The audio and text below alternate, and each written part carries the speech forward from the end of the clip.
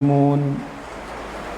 أيها الناس اتقوا ربكم الذي خلقكم من نفس واحدة وخلق منها زوجها وبث منهما رجالا كثيرا ونساء واتقوا الله الذي تساءلون به والأرحام إن الله كان عليكم رقيبا يا أيها الذين آمنوا اتقوا الله وقولوا قولا سديدا يصلح لكم أعمالكم ويغفر لكم ذنوبكم ومن يطع الله ورسوله فقد فاز فوزا عظيما أما بعد فإن أحسن الكلام كلام الله وخير الهدى هدى محمد صلى الله عليه وسلم وشر الأمور محدثاتها فإن كل محدثة بدعة وكل بدعة ضلالة وكل ضلالة في النار.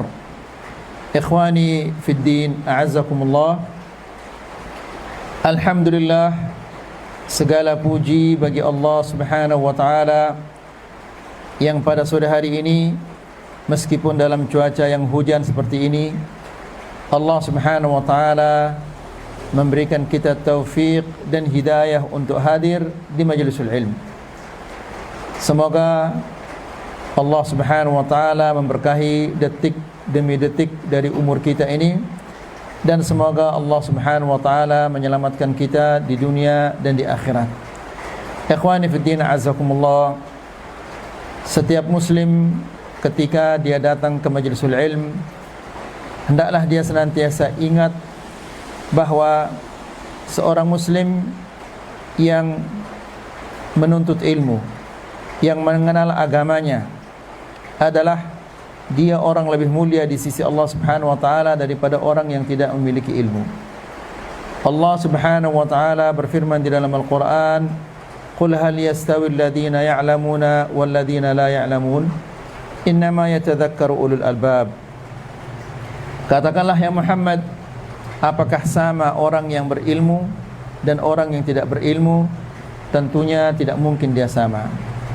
Jadi ikhwani fiddin, azakumullah, jika kita ingin dimuliakan oleh Allah di dunia dan ingin dimuliakan oleh Allah Subhanahu wa taala di akhirat, maka tidak ada cara lain kecuali menuntut al-ilm syar'i yang bersumber dari Al-Qur'an dan Sunnah, dan menuntutnya harus karena Allah Subhanahu wa taala.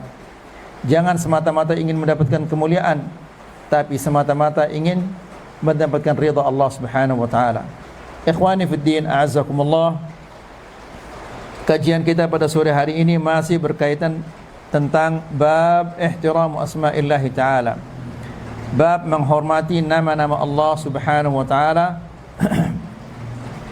Dan kita masih pada dalil yang pertama, yaitu adalah di mana Abu Shuraih yang memiliki kunyah Abul Hakam, lalu Rasulullah sallallahu alaihi wasallam menjelaskan kepadanya, sesungguhnya Al-Hakam dengan alif lam itu adalah Allah Subhanahu wa taala. Kemudian Abu Shuraih menjelaskan kepada Rasulullah sallallahu alaihi wasallam kenapa dia berkunyah Abul Hakam. Dia mengatakan, "Inna qaumi idza ikhtalafu fi syai'in atawni." Sesungguhnya kaumku apabila mereka berselisih dalam suatu perkara, mereka datang kepadaku, kemudian aku putuskan perkara di antara mereka, maka setiap pihak dia rida dengan apa yang aku putuskan. Lalu Nabi sallallahu alaihi wasallam menjelaskan bahwa ini adalah sesuatu yang sangat baik. Kemudian Nabi sallallahu alaihi wasallam bertanya kepadanya, "Berapa anak-anakmu?" Dia mengatakan, ada Shuraih, ada Muslim, ada Abdullah. Kemudian diberilah dia kunyah oleh Rasulullah SAW, Abu Shuraih. Itu yang kita jelaskan di pertemuan yang sebelumnya. Kita lanjutkan sekarang, ayolah ikhwan. Lalu kata Syekh, "Fal islahu bainan nasi amrun muraghabun fihi." Islah antara orang yang berselisih itu adalah sesuatu yang sangat dianjurkan. Jadi karena Abu Shuraih ini menjelaskan apa alasannya kenapa dia diberikan kunyah Abul Hakam, yaitu ketika kaumnya berselisih kemudian dia yang mengislah antara mereka. Wa amalun salih, dan mengislah antara orang yang berselisih itu merupakan salah satu amal saleh. Wa sadaqatun minal insani ala nafsihi an ya'dila bainan nas wa yusawwi al khilafati bainahum. Dan ini merupakan sedekah dari manusia untuk dirinya sendiri. Jadi dia mensedekahkan dirinya ketika dia mengislah antara orang yang berselisih, maka sesungguhnya dia bersedekah untuk dirinya sendiri. Kita tahu ya ikhwah bahwa setiap manusia dia memiliki berapa persendian? 360. Nah, setiap persendian ini diharuskan kita untuk mensedekahkannya. Bayangkan bagaimana beratnya jika kita bersedekah setiap hari 360 kali. Ini sesuatu yang sangat memberatkan. Maka Allah Subhanahu wa taala memberikan keringanan-keringanan, ya. Di antara keringanan-keringanannya adalah mengislahkan antara orang yang berselisih, itu adalah termasuk sedekah, dan semua itu bisa dipenuhi oleh melaksanakan salat duha. Kemudian an ya'dila bainan nas wa yusawwi al khilafati bainan nas. Ia berlaku adil kepada manusia dan menyelesaikan perselisihan di antara mereka. Ini adalah merupakan salah satu bentuk sedekah untuk diri kita sendiri. Bi'aksil ladzi yuthiru an-nizaa'a wa yuhdithul fitnata bainan nas. Sebaliknya orang-orang yang membangkitkan, yang menimbulkan perselisihan dan menimbulkan fitnah di antara manusia, wa yuharrishu ba'dahum 'ala ba'din.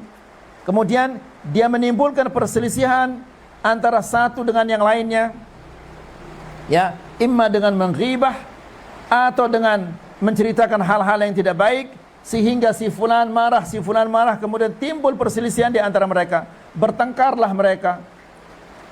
Maka sesungguhnya ini adalah orang yang sangat buruk. Ya, jadi ikhwani fi din azakumullah, sesuatu yang akan menimbulkan perselisihan di antara kita lebih baik jangan disampaikan. Ya, ini akan menimbulkan kerusakan. Apabila sudah berselisih, ya, antara kaum muslimin, maka ini adalah sulit bagi kita untuk memperbaiki kembali. Kalau hati kita ini sudah bercerai-berai, maka ikhwani fi din azakumullah, apa saja yang akan menimbulkan perselisihan di antara kita, seharusnya kita kuburkan dia. Jangan diceritakan, jangan disampaikan apabila akan menimbulkan perselisihan di antara kita. Fahadha mufsidun wal a'yadu billah. Dan ini termasuk orang yang mufsid, yang menimbulkan kerusakan-kerusakan. Khilaf alladhi idza wajada an-nasa mukhtalifin fa innahu yuslihu bainahum wa yuqaribu baina wijhati nadharihim. Sebaliknya, apabila terjadi perselisihan di antara manusia, lalu ia perbaiki hubungan mereka dan mendekatkan pendapat-pendapat mereka, ya, disatukan pendapat-pendapat mereka, wa yudhiba ma fi nufusihim min al-karahiyati ba'dihim li ba'din. Kemudian ia hilangkan dari hati mereka kebencian antara satu yang lain. Dan ini merupakan suatu perbuatan yang sangat-sangat mulia di sisi Allah. Apabila ada orang berselisih, kemudian kita islah di antara mereka, ya, walaupun itu akan apa? Mengharuskan kita untuk mengeluarkan sejumlah uang, sejumlah harta untuk mengislah antara dua orang yang berselisih. Ini merupakan amalan yang sangat dicintai oleh Allah Subhanahu wa taala. Karena Allah Subhanahu wa taala berfirman di dalam Al-Qur'an, "Wa aslihu dzata bainakum wa aslihu baina akhawaykum." Diperintahkan kita untuk apa? Mengislah antara saudara-saudara kita. Ya. Kemudian akhwani fid din azakumullah, fahadha muslihun wa lahu ajrun 'inda Allah Subhanahu wa ta'ala. Orang yang seperti ini dinamakan dia orang yang muslih. dan dia mendapatkan pahala yang sangat besar di sisi Allah Subhanahu wa taala. Walihada qala an-nabiy sallallahu alaihi wasallam, "Ma ahsana hadza." Betapa baiknya perbuatanmu ini.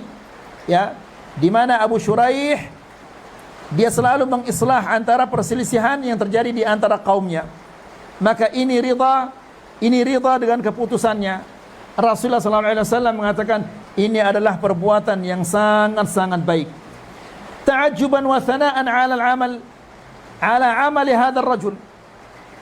Nabi sallallahu alaihi wasallam sangat senang dengan apa yang dilakukan oleh Abu Shuraih ini. Wa tashji'an lahu 'ala dzalik. Ya, dan ini merupakan sebagai motivasi bagi Abu Shuraih agar dia senantiasa melakukan islah antara orang-orang yang berselisih. Wa innama ankarat takanni bi Abil Hakam. Yang diingkari oleh Rasulullah sallallahu alaihi wasallam adalah kunyahnya. Apa kunyahnya tadi? Abul Hakam. Pakai alif lam. Ini yang diingkari oleh Rasulullah sallallahu alaihi wasallam. Kenapa? Karena Al-Hakam itu adalah siapa? Allah. Ya, dia yang menghukum antara makhluk-makhluknya di dunia dengan syariatnya.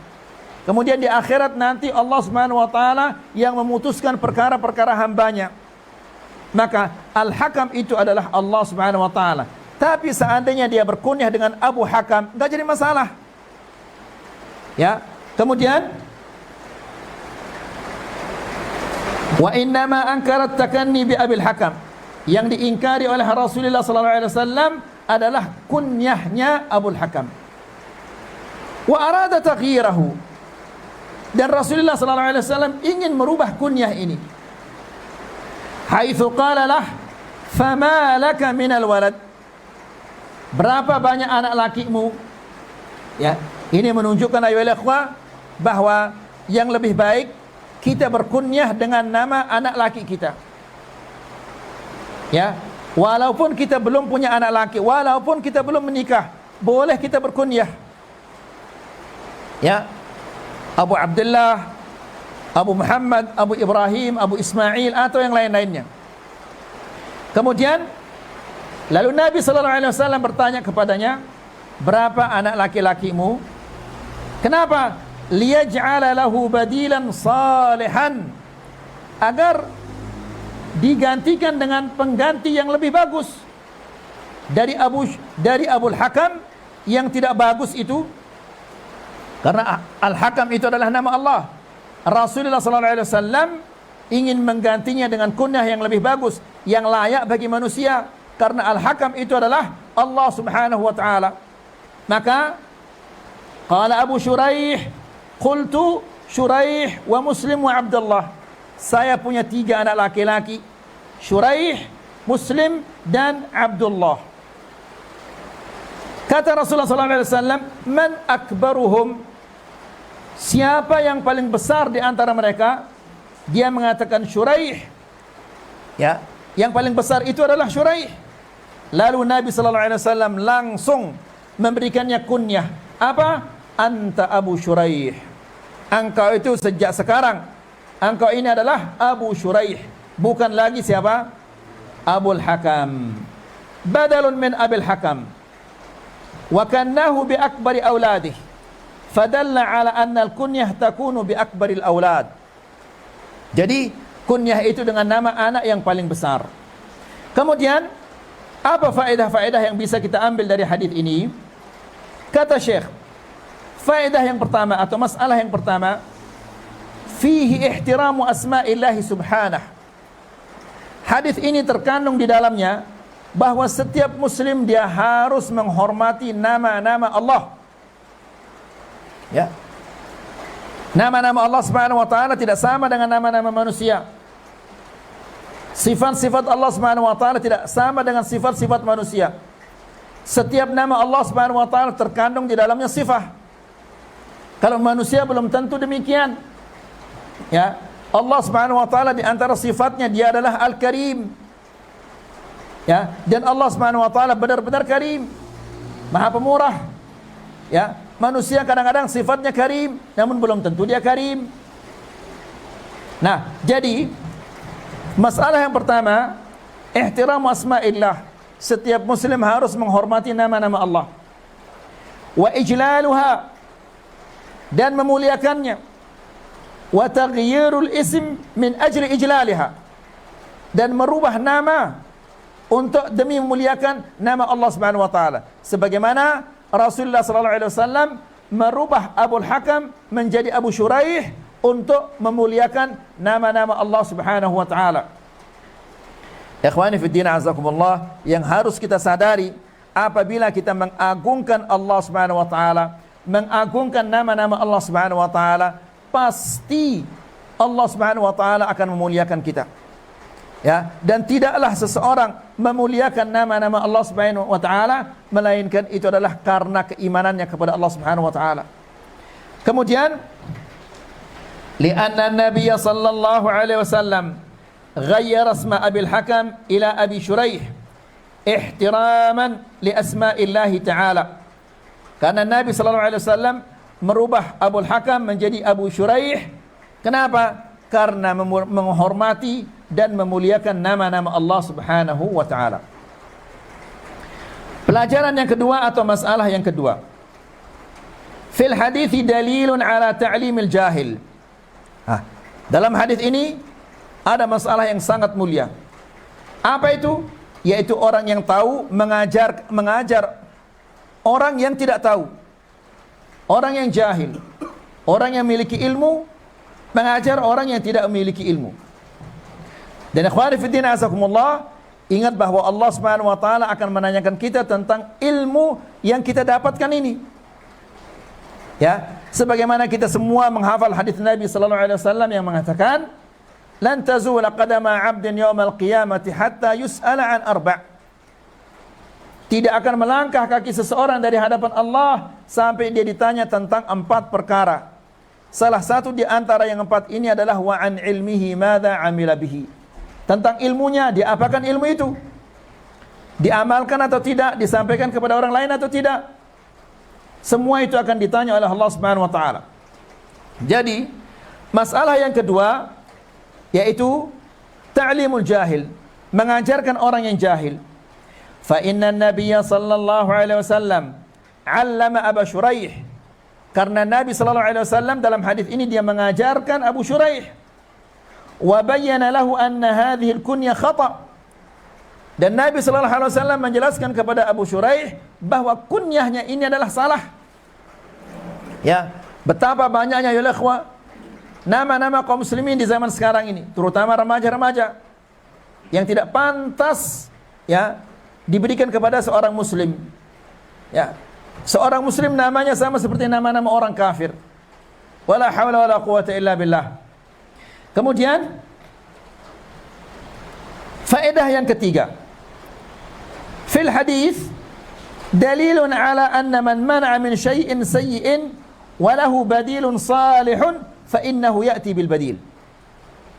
Di dalam hadis ini terdapat suatu pelajaran yang sangat penting, bahwa apabila seseorang ingin melarang seseorang dari suatu perbuatan yang jelek atau ingin melarangnya dari suatu kejelekan dan ada gantinya yang lebih bagus, ya, fa innahu ya'ti bil badil, maka dia harus menunjukkan kepada gantinya yang lebih bagus itu. Jadi jangan ikhwan fillah azakumullah kita hanya melarang orang, tapi juga di samping kita melarang orang, kita tunjukkan sebagai apa penggantinya. Misalnya orang-orang yang sedang musik, ya akhi, musik ini haram, ini adalah dosa besar, ya. Daripada antum mendengar musik, lebih baik antum mendengarkan apa? Murattal Al-Quran. Kalau antum mendengarkan musik, antum mendapatkan dosa. Tapi kalau antum mendengarkan Al-Quran, murattal Al-Quran, atau antum baca Quran, antum akan mendapatkan pahala di sisi Allah Subhanahu wa taala. Jadi, berikan dia penggantinya. Ya.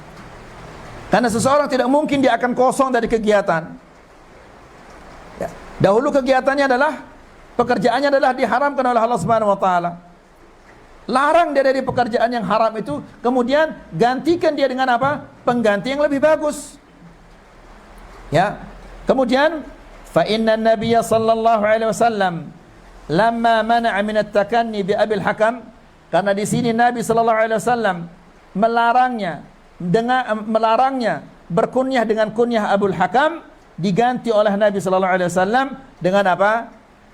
Abu Shuraih. Ya, kasih orang pengganti. Wa hadhihi qa'idatun lil muallimin wad du'a.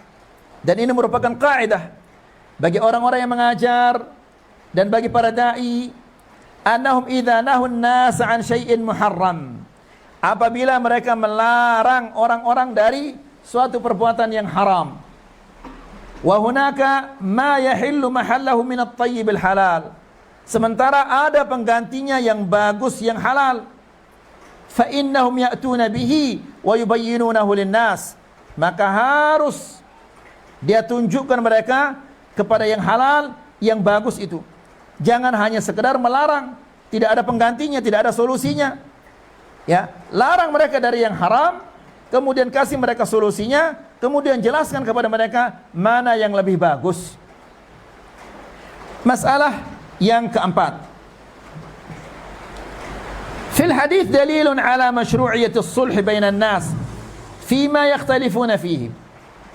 Dalam hadis ini terdapat dalil bahwa disyariatkan bagi kita untuk mengislah antara orang-orang yang berselisih. Ya. Jadi ikhwan fillah azakumullah, sering terjadi perbedaan pendapat antara ikhwan kita. Ya, dan masing-masing berpegang teguh dengan pendapatnya, tidak mau mengalah. Ya, maka hendaklah salah seorang di antara kita yang mengislah antara mereka, walaupun dia harus mengorbankan waktunya, tenaganya, sebagian dari hartanya. Dan ingat itu ayolah ikhwah, bahwa itu adalah merupakan sesuatu yang sangat mulia di sisi Allah Subhanahu wa taala. Ya, di mana kita mengakhiri perselisihan di antara saudara-saudara kita. Ya. Jangan diam. Ini seringkali terjadi ayolah ikhwah, ketika ada ikhwan kita yang berbeda pendapat, berselisih dengan si fulan dan si fulan, kita tahu itu, kita diam saja. Ya, seolah-olah kita rela, kita ridha dengan perselisihan itu. Ya, nasallallahu alaihi wasallam. Jadi ikhwani fi din azakumullah, jika terjadi hal yang seperti ini, segeralah islah di antara mereka. Ya, walaupun misalnya dia berselisih dengan istrinya, nasihati dia agar dia segera islah. Ya, jangan dibiarkan yang seperti itu. Ini akhlak yang luar biasa. Rasulullah SAW biasanya apabila dia mendengar bahwa di suatu kaum terjadi perselisihan di antara mereka, Nabi SAW mendatangi mereka dan mengislah mereka. Dan ini merupakan sesuatu yang sangat terkenal dari zaman jahiliyah dahulu sampai sekarang. Mungkin antum kalau lihat di YouTube, suku ini berselisih sama suku ini, didamaikan oleh suku ini. Ya, suku ini berselisih dengan suku ini. Ya, didamaikan dengan suku ini. Kalau dibiarkan ini ayyuhal ikhwah, akan terjadi peperangan di antara mereka. Ya, kalau terjadi peperangan di antara mereka, maka ini artinya akan ada tumpah darah di sana. Maka Allah Subhanahu wa taala menyelamatkan mereka dari pertumpahan darah ini dengan sebabnya si fulan dan fulan. Ya. Jadi ikhwani fi din azakumullah, ini biasakan diri. Jangan merasa malu, saya lebih kecil. Ya, dia ustaz, saya muridnya. Apabila kita mengetahui bahwa si fulan dan fulan dia berselisih, datangi dia ke rumahnya, kasih tahu ya fulan, ini hal yang tidak boleh. Kan Nabi sallallahu alaihi wasallam mengatakan, la yahillu limri'in muslimin, tidak halal bagi seorang muslim an yahjura akhahu fawqa thalath. Ya, dia putus hubungannya dengan saudaranya selama 3 hari. Tidak boleh itu. Lebih dari 3 hari tidak boleh. Wa khairuhuma alladhi yabda'us salam, dan yang terbaik di antara mereka berdua adalah yang memulai dengan mengatakan assalamualaikum. Ya, jadi ingat itu ayolah ikhwan. Apabila ada di antara ikhwan kita yang berselisih, antum islah dia.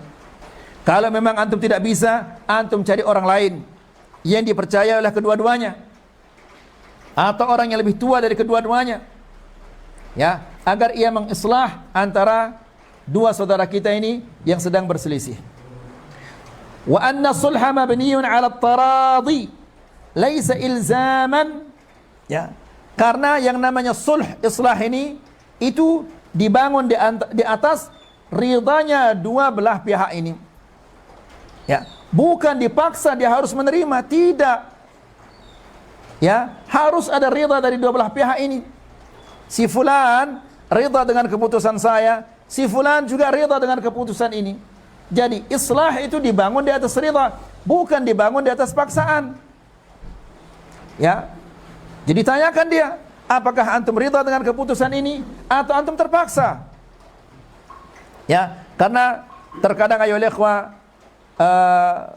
ada orang menerima namun dia terpaksa karena yang datang ini adalah apa? Orang yang dia hargai, padahal dia dalam hatinya tidak rida itu. Tanyakan dulu apakah antum benar-benar rida dari dalam hatinya antum terhadap keputusan ini atau sekedar antum malu kepada saya. Ya, jadi ini harus dijelaskan ayo ikhwah. Ya, jadi Syekh mengatakan wa anna sulha mabniyun 'ala at-taradi laisa ilzaman.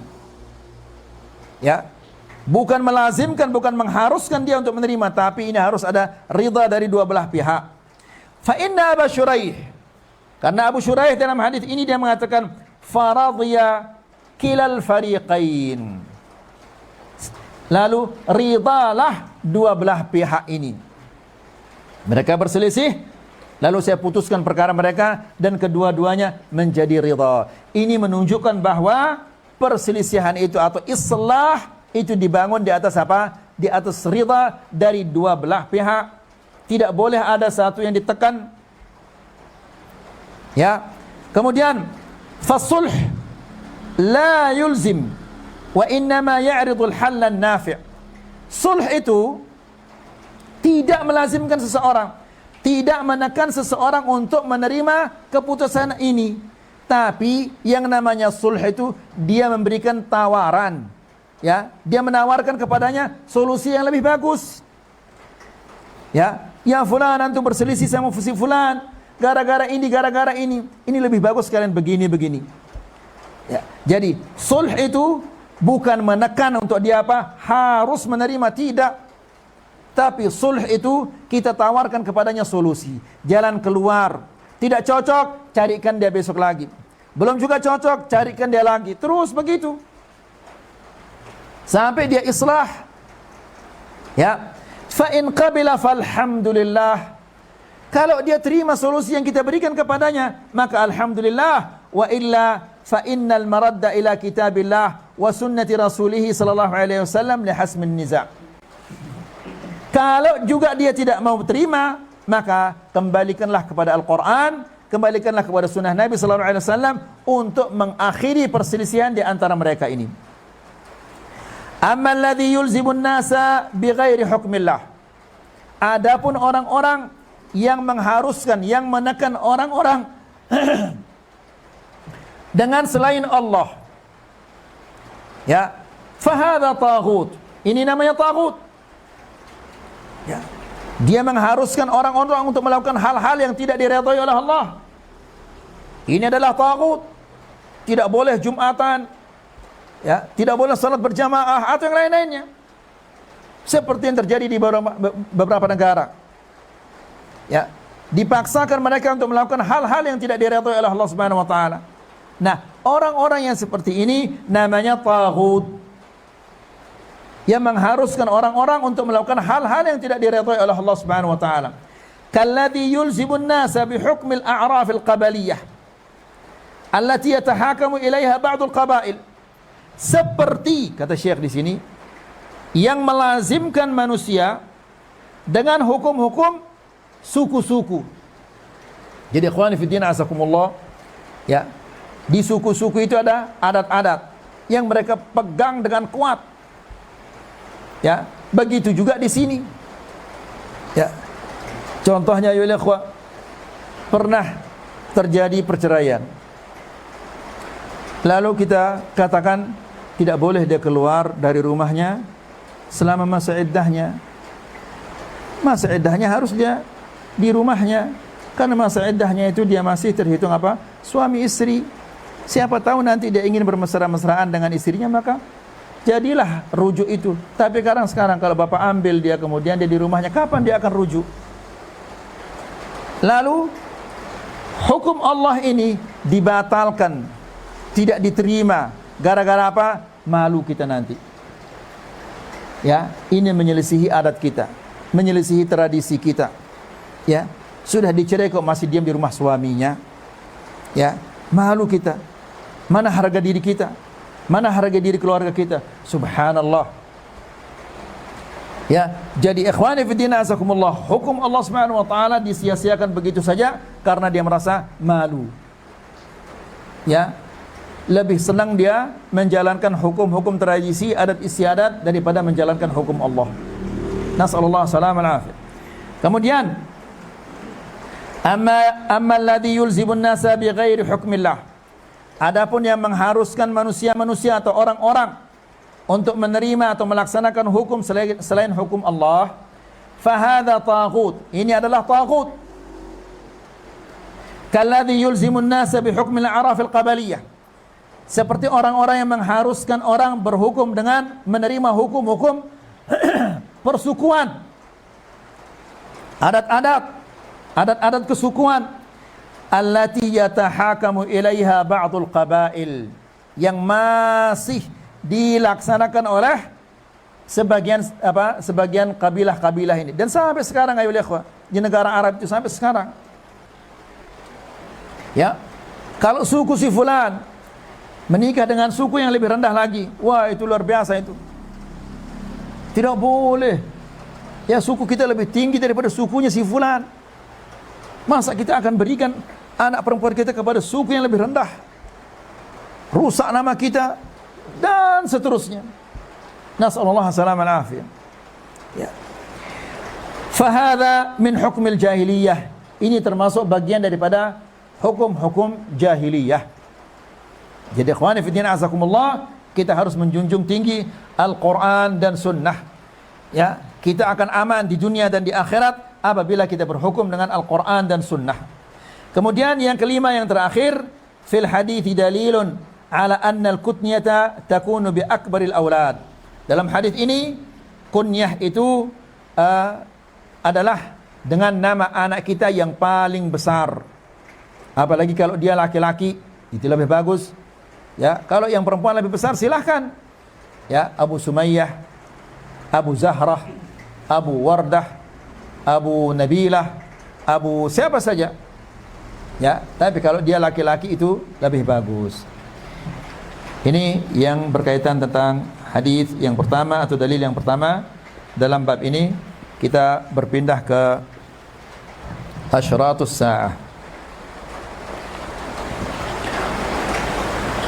Bismillah wassalatu wassalam ala Rasulillah wa ala alihi wa sahbihi wa man walah wa ba'd.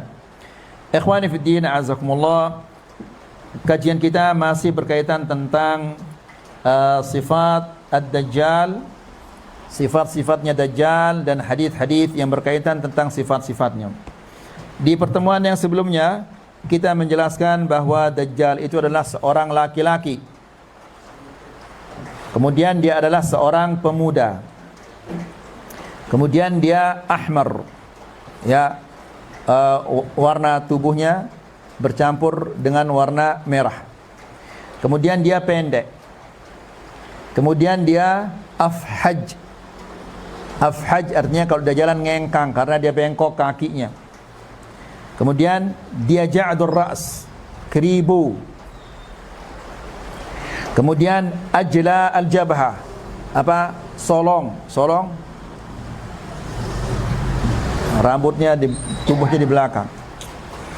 Kemudian aridun nahr, lehernya lebar. Mamsuhul ainil yumna, dia tidak bisa melihat dengan mata kanannya. Wa hadhihi laysat al-ain wa hadhihi al-ain laysat binati'ah wala jahra. Ini matanya yang tidak bisa melihat ini, dia bukannya keluar, dia juga bukannya tenggelam ke dalam. Ka'annaha 'inabatun tafi'ah, seperti anggur yang yang buram warnanya. Wa 'ainuhul yusra 'alaiha dhafratun ghalidhah. Adapun matanya yang kiri ada selaput atau lendir seperti orang yang katarak itu. Kemudian tertulis di jidatnya, di keningnya kafara. Ya. Ini coba lihat ayo ikhwah, demikian banyak cacat-cacatnya ini, tapi subhanallah orang yang tidak beriman tidak melihatnya.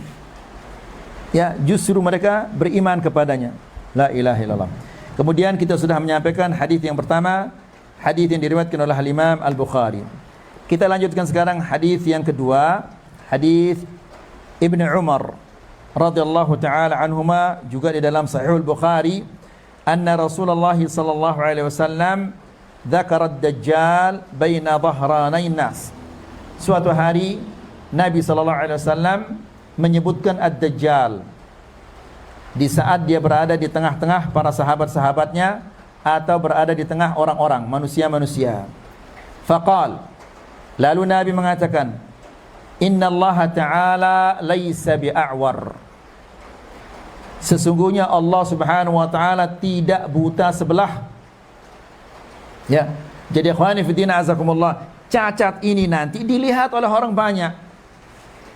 Namun cacatnya ini tertutup dengan apa? Kebohongan-kebohongannya. Ya, dia bisa memerintahkan hujan untuk langit untuk menurunkan hujan, bumi untuk mengeluarkan tumbuh-tumbuhannya, sehingga banyak orang mempercayai kalau dia itu adalah Tuhan. Ya, makanya Dajjal, kemarin kita katakan salah satu makna Dajjal, dia menutupi kebohongan-kebohongannya itu. Ya, Dajjal juga dia menutupi kebohongan-kebohongannya dengan apa? Dengan kemampuan-kemampuan yang Allah Subhanahu wa taala berikan kepadanya. Ya, jadi dijelaskan oleh Rasulullah sallallahu alaihi wasallam, innallaha ta'ala laisa bi'a'war. Allah Subhanahu wa taala dia tidak buta sebelah. Ya, karena Dajjal dia mengatakan dirinya sebagai Tuhan. Masa Tuhan buta sebelah? Masa Tuhan dia cacat? Ya, masa Tuhan kakinya bengkok? Ya, begitu banyak cacat-cacatnya. Namun tertutup cacat ini dengan apa? Dengan kemampuan yang Allah Subhanahu wa taala berikan kepadanya. Ala wa innal masihad dajjal a'warul 'ainil yumna. Sesungguhnya Masihud Dajjal dia buta sebelah matanya yang kanan. Ka'anna 'ainahu 'anabatun tafiyah. Matanya itu seperti anggur. Coba lihat ayo ikhwah, anggur itu kan dia buram warnanya. Dikatakan hitam juga tidak, dikatakan dia merah juga tidak, dikatakan dia hijau murni juga tidak, dia buram. Ya. Matanya Dajjal seperti itu. Jadi cacat, dua-duanya cacat, yang kiri dan yang kanan cacat. Hadis ini diriwayatkan oleh Imam Al-Bukhari. Dalil yang ketiga atau hadis yang ketiga. Wa fi hadis An-Nawas bin Sam'an. Dalam hadis An-Nawas bin Sam'an radhiyallahu anhu dia mengatakan, qala Rasulullah sallallahu alaihi wasallam, Rasulullah sallallahu alaihi wasallam mengatakan, ad-dajjal, dajjal itu adalah innahu syabun. Dia adalah pemuda, masih muda. Dajjal ini bukan orang tua. Ya. Kemudian qatatun, artinya rambutnya sangat-sangat keribu. Ya, dan rambut yang ideal itu adalah rambut yang lurus, bukan rambut yang keribu. Ainuhu tafiyah, matanya tidak ada sinarnya. Ya, yang putih tidak putih, yang hitam juga tidak hitam. Ya, ka'anni ushabbihu bi Abdul Uzza ibn Qatan. Saya menyerupakannya dengan Abdul Uzza. Ya, tidak boleh kita menamakan anak kita Abdul Uzza. Ya. Karena bukan nama-nama Allah Subhanahu wa taala. Ka'anni ushabbihuhu bi Abdul Uzza ibn Qatan. Aku menyerupainya dengan Abdul Uzza ibn Qatan, mirip dengan Ad-Dajjal. Namun ikhwan fillah azakumullah, jangan besok antum ada ikhwan kita yang gendut, yang pendek, yang keribu, antum katakan Dajjal ini seperti ini kira-kira. Ya enggak boleh itu ya ikhwan. Ya, Ini Rasulullah sallallahu alaihi wasallam. Jangan antum samakan diri antum dengan Rasulullah sallallahu alaihi wasallam. Kemudian hadis yang keempat. Wa fi hadis Ubadah bin Samit. Dalam hadis Ubadah ibn Samit radhiyallahu taala anhu, dia mengatakan, qala Rasulullah sallallahu alaihi wasallam.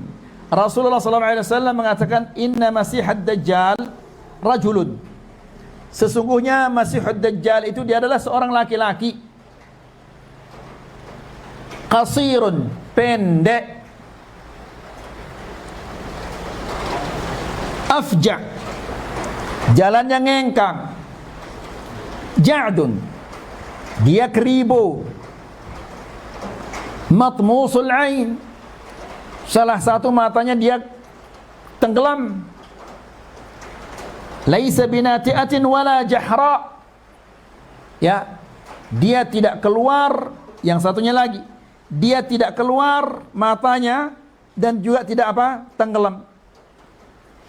Fa in ulbisa alaikum, apabila juga nanti belum jelas bagi kalian, seandainya, ini Rasulullah SAW mengatakan demikian kepada sahabat-sahabatnya, seandainya nanti ketika dia muncul itu, ini semua belum jelas bagi kalian, maka satu yang kalian harus ingat, kita kuncinya oleh Rasulullah SAW, ya, apabila rancu masalah Dajjal ini, kata Nabi SAW, maka ingatlah, ketahuilah, anna rabbakum laisa bi'a'war, Tuhan kalian itu yaitu Allah Subhanahu wa taala, dia tidak buta sebelah.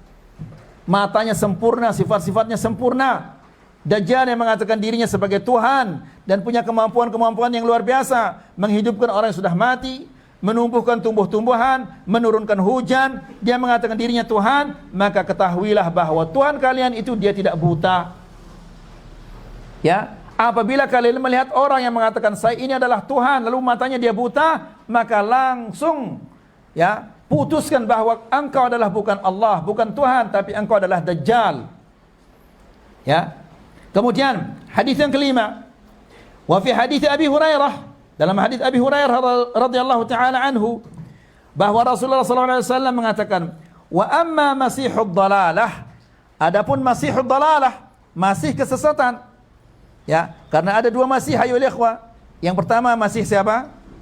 Isa alaihissalam. Ya, Al-Masih ibn Maryam. Yang kedua adalah Al-Masihud Dalalah, masih kesesatan, yaitu Masihud Dajjal. Amma Masihud Dalalah, adapun masih kesesatan, fa innahu a'warul ain, dia adalah orang yang buta sebelah matanya.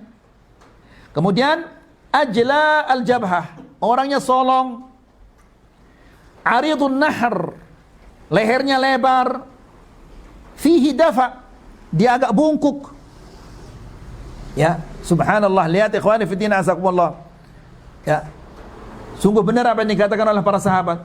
Tidak ada seorang nabi, seorang rasul yang memberikan penjelasan tentang Ad-Dajjal sebagaimana diberikan oleh Rasulullah sallallahu alaihi wasallam. Ya, sampai bentuk rambutnya, kemudian bentuk badannya yang gendut, yang pendek, yang bengkok kakinya, bahkan dia bungkuk. Ini semua dijelaskan oleh Rasulullah SAW. Ya, dan ini semua catat, ini nampak di depan mata manusia. Namun subhanallah, karena di zaman itu iman sudah tidak ada, sehingga banyak orang percaya. Hadis yang keenam, hadis Hudzaifah radhiyallahu taala anhu. Qala Rasulullah sallallahu alaihi wasallam. Rasulullah sallallahu alaihi wasallam mengatakan, Ad-Dajjal a'warul ainil yusra. Perhatikan di sini ayo ikhwah. Apa kata Hudzaifah ini? Dajjal itu dalam hadis ini, Rasulullah sallallahu alaihi wasallam mengatakan bahwa Dajjal itu dia buta sebelah mata kirinya. Yang tadi kita mengatakan mata mana? Kanan. Yang buta itu matanya yang kanan. Sekarang akan dijelaskan. Apakah ada pertentangan dengan hadis yang mengatakan dia buta sebelah mata kanannya? Dan yang sekarang ini adalah hadis Hudzaifah yang mengatakan bahwa yang buta itu adalah mata kirinya. Ad-Dajjal a'warul ain, dia buta sebelah yang kiri. Jifarus sya'r, rambutnya lebat. Ya, rambutnya Dajjal dia lebat. Subhanallah. Sampai sejauh itu ayolah ikhwah, rambutnya lebat, diberitahu kita oleh Rasulullah sallallahu alaihi wasallam. Yang ketujuh, wa fi hadits Anas radhiyallahu taala anhu, dalam hadis Anas radhiyallahu taala anhu dia mengatakan, qala Rasulullah sallallahu alaihi wasallam, wa baina ainaihi maktubun kafir. Di antara matanya, kedua matanya ini ada tulisan kafir. Wa fi riwayah, di riwayat yang lain dikatakan thumma tahajjaka, lalu dipotong-potong oleh Rasulullah sallallahu alaihi wasallam, kafara. Kalau tadi nyambung semuanya, kafir. Ya, di riwayat ini dipotong-potong oleh Rasulullah sallallahu alaihi wasallam, kafa dan ra, yaqra'uhu kullu muslim, dibaca oleh setiap orang muslim. Tulisan itu. Ya.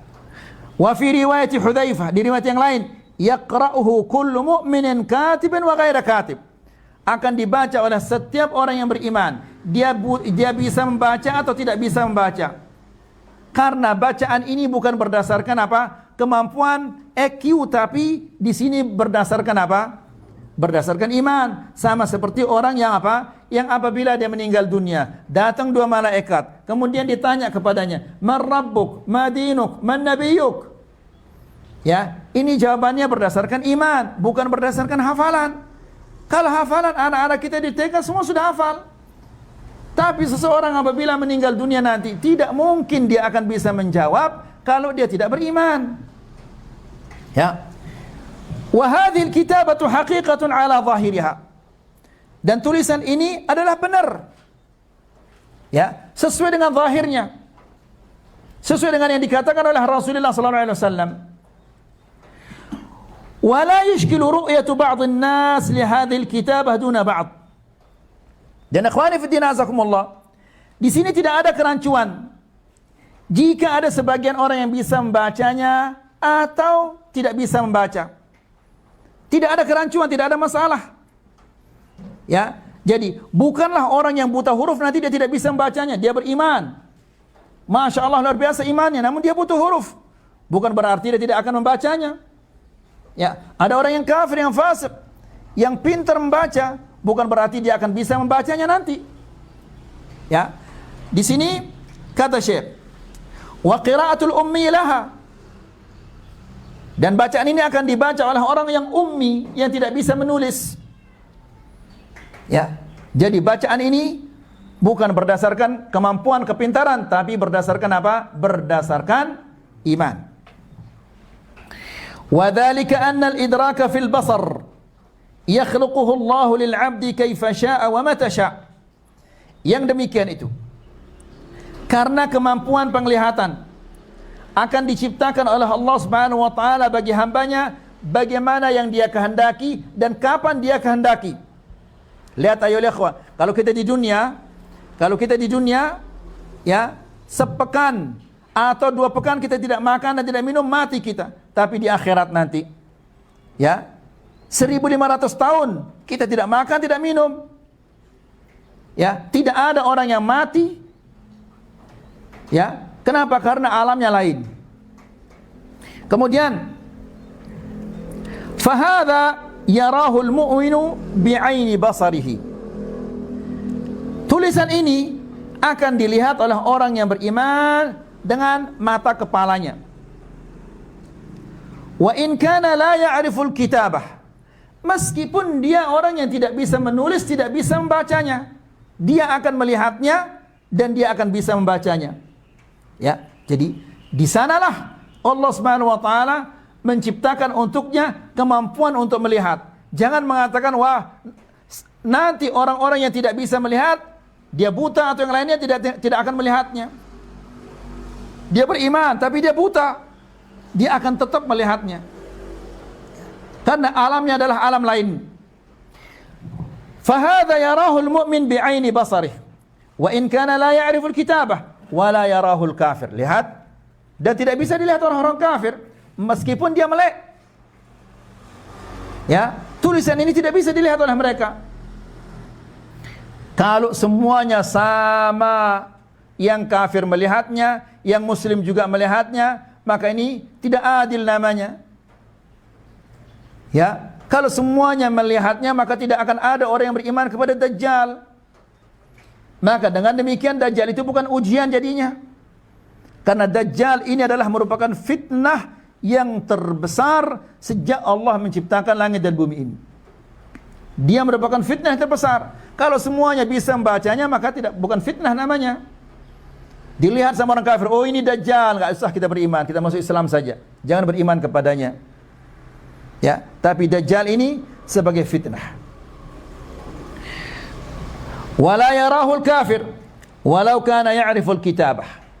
Ya, dan tidak akan dilihat oleh orang kafir meskipun dia bisa membaca. Kama yaral mu'minul adillata bi'aini basiratih.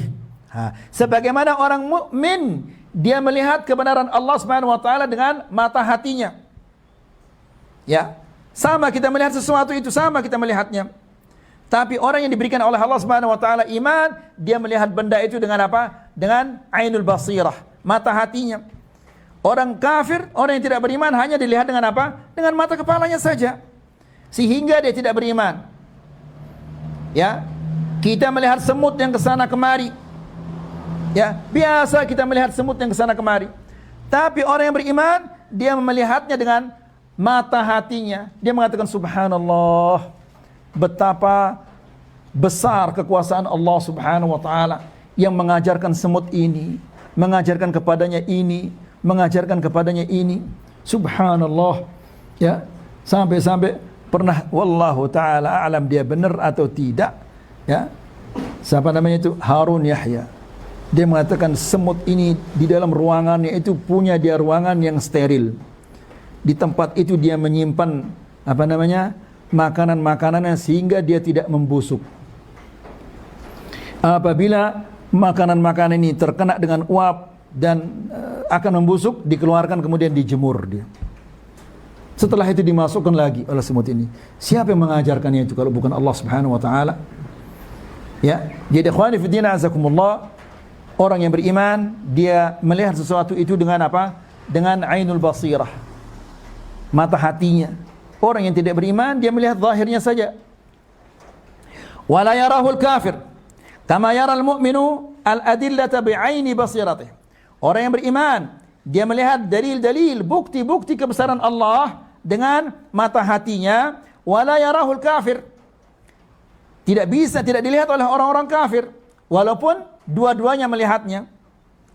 Fayakhluqullahu lil mu'minil idraka duna ta'allumin. Subhanallah.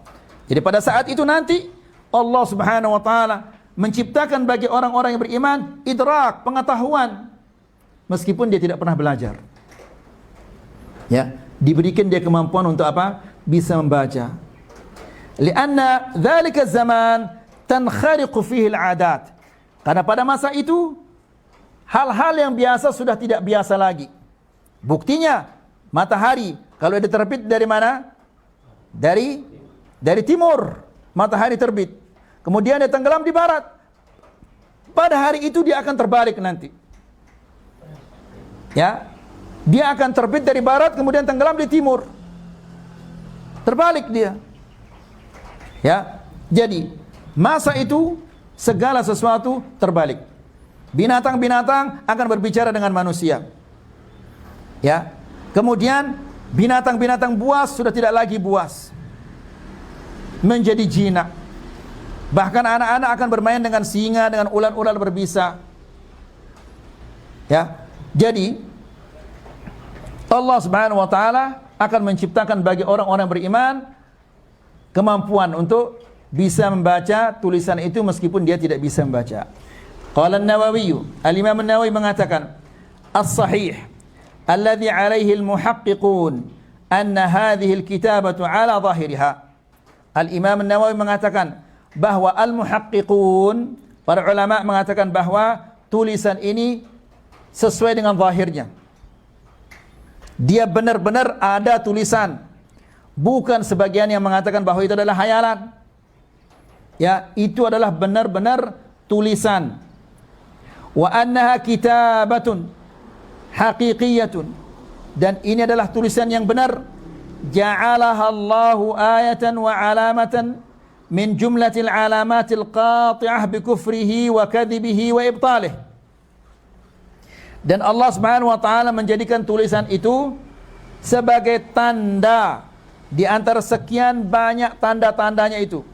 Tadi kita sudah katakan dia adalah orangnya apa, pendek, kemudian dia keribu, kemudian kakinya bengkok, kemudian sebelumnya juga kita katakan dia mandul.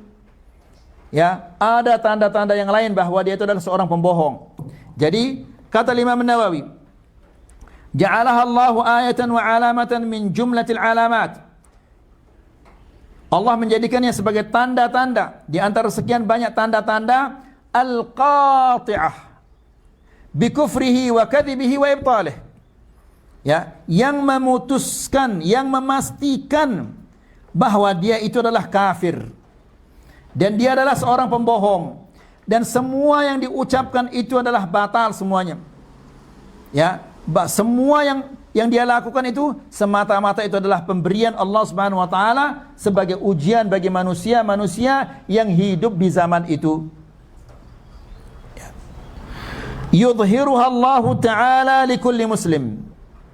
Allah akan menampakkan tanda-tanda itu untuk setiap muslim. Berarti orang kafir tidak melihatnya. Ya. Kemudian katibin wa ghaira katib. Apakah dia bisa menulis atau tidak bisa menulis? Dia buta huruf atau tidak? Maka tulisan yang ada di keningnya Dajjal itu akan dibaca oleh setiap muslim. Wa yukhfiha amman arada syaqawatahu wa fitnatah. Dan Allah Subhanahu wa taala menyembunyikan tulisan ini sehingga tidak dilihat. Bagi siapa? Bagi orang-orang yang Allah menghendaki kesengsaraan baginya. Subhanallah. Ya, walaupun dia pintar, walaupun dia cerdas, ya, kalau Allah Subhanahu wa taala menghendaki kejelekan untuknya, maka dia tidak akan bisa membaca tulisan-tulisan itu. Walam tina'a fi dzalik. Dan ini adalah bukan sesuatu yang apa? Yang berat bagi Allah Subhanahu wa taala. Ini adalah sesuatu yang apa? Yang gampang. Lihat bagaimana Allah Subhanahu wa taala menimbang manusia-manusia di akhirat. Berapa banyaknya manusia-manusia itu. Lalu di ujung ayat itu Allah Subhanahu wa taala mengatakan inna dzalika 'ala Allahi yasir. Itu adalah mudah bagi Allah Subhanahu wa taala. Ya. Menimbang orang segitu banyak dalam waktu yang sekejap itu lebih berat daripada sekedar membuat 3 huruf di kening seseorang, kaf, fa dan ra.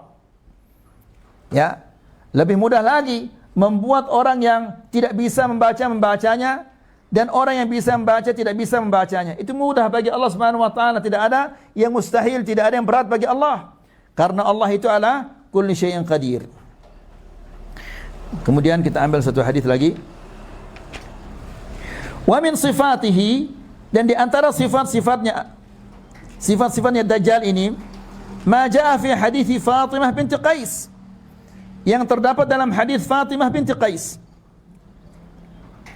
fi qissatil jassasah, tentang cerita al-jassasah. Dan ini nanti hadisnya panjang itu akan disampaikan oleh Syekh di bab ini. Ya, tentang al-jassasah, binatang yang apa? Yang tubuhnya dipenuhi dengan bulu ini. Nanti akan dijelaskan. Wa fihi qala Tamim radhiyallahu taala anhu. Di dalam hadis itu Tamim mengatakan, yang bercerita ini, fantalaqna sira'an. Kami pergi dengan cepat setelah mereka bertemu dengan jassasah ini, yang mengatakan kalian ditunggu sama seseorang di dalam pulau ini, di dalam istana itu ada seseorang yang sedang menunggu kalian. Hatta dakhalna ad-dair, sampai kita masuk ke istana. Fa idza fihi a'zamu insanin ra'aynahu qat. Ternyata di dalam istana itu ada orang yang sangat besar yang tidak pernah kami melihat manusia sebesar itu. Wa ashadduhu withaqan, dan orang yang sangat terikat dengan erat. Kami tidak pernah melihat orang yang terikat dengan erat seperti orang itu. Ya, ini akan dijelaskan nanti dalam hadisnya yang begitu panjang. Inilah yang bisa kita sampaikan pada sore hari ini, semoga ini bermanfaat. Wa sallallahu ala nabiyina Muhammad walhamdulillahi rabbil alamin.